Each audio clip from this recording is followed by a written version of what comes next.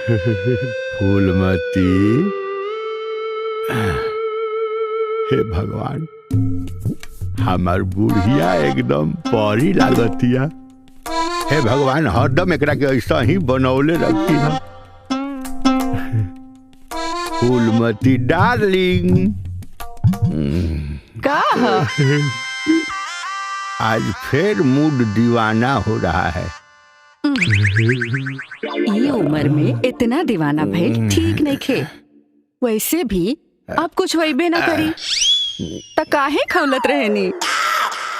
Don't forget Phoolmati, बिना खौलले 3-3 गो लइकन के मुंह देखत रहू।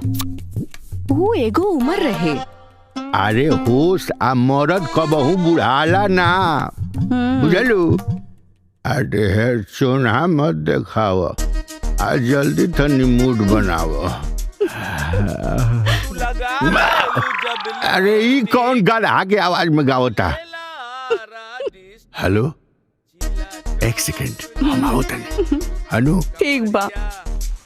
बदमाश कहीं का, कतरा दिन बाद कमरी आगे बोली। हाँ सॉरी।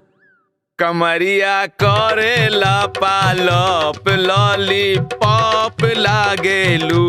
कमरिया करेला पालप लॉलीपॉप लागेलू।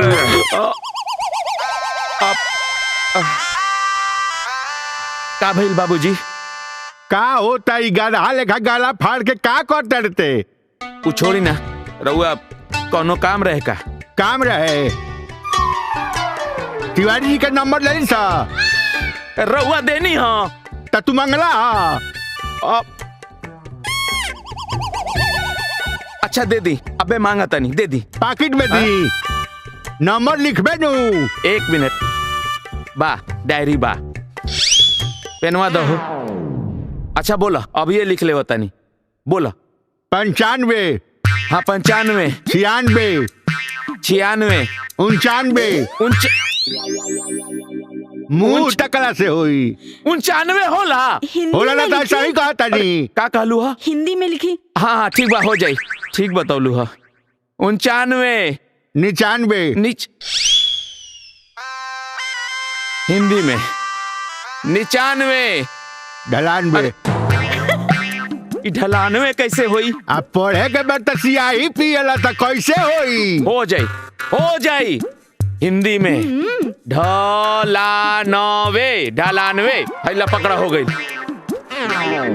95, 96, 99, 99, 98। अंक में लिखो, अंक में। अब अंक में कैसे लिखी? अरे मोबाइल में अक्षर चली कि अंक चली? लिख। बोली। 95, 95, 96, 96, 99। मतलब 49 ना? हम बताइए। अच्छा जाए दी, हम लिख ले होता नहीं, 49 हुई। हाँ बोला आगे। 99, मतलब 99। हाँ ठीक बा। 98। 1 मिनट हाथ ओने करा, कहाँ ढलता नहीं? हो जाई। ढलानवे मने 2 शून्य हुई हो।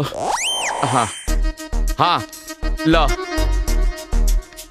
95, 96, 99, 99, 99। बाबूजी कहाँ करतनी, कहाँ ढलतनी? हो गई लाइन, छोड़ जाए। ठीक लिख ले बड़े। हाँ हाँ जाए। ठीक नु? हाँ ठीक बा जाए। अपना कारनामा से बाज आ जो जी। ई वार्निंग है। ठीक बा जाए। मोन तो मिर्गी आओ तका थोड़ा ना। सीधा खड़ा रहो। हाँ सीधा हो। हाँ।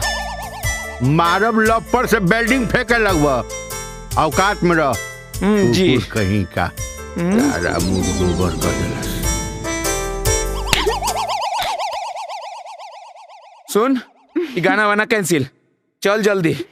अब बिस्तर लगानवे, अब बत्ती बुझानवे और दोनों चल के सुतानवे।